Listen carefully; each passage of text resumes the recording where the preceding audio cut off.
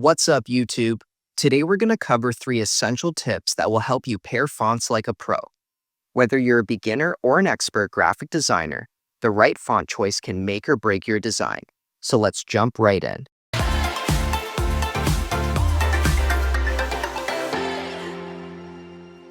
The first tip for font pairing is to use contrast. One of the easiest ways to make fonts work together is to choose styles that are different enough to stand out but still complement each other visually. For example, you can use a heavy, bold font for your headline and then layer a simple, light font below for the body text.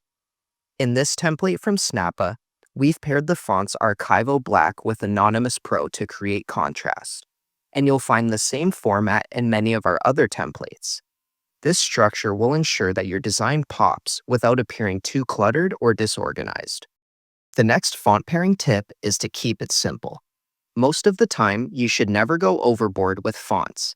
Using 2 or 3 is usually enough to create a clean, legible design. If you go any higher than that, your design may appear messy and unprofessional. So just try to stick with 1 font for your headline and 1 or 2 fonts for your subheading and body text. This will ensure that your work looks professional and organized. The third and final essential tip is to find inspiration. When it comes to being creative, inspiration is your best friend. You can check out websites like Behance and Dribbble to see what other designers are working on and how they pair their fonts. You can also make a free Snappa account and scroll through our templates to see different font pairings on various designs. The best part is, you can click on any template in Snappa and customize it to make it your own.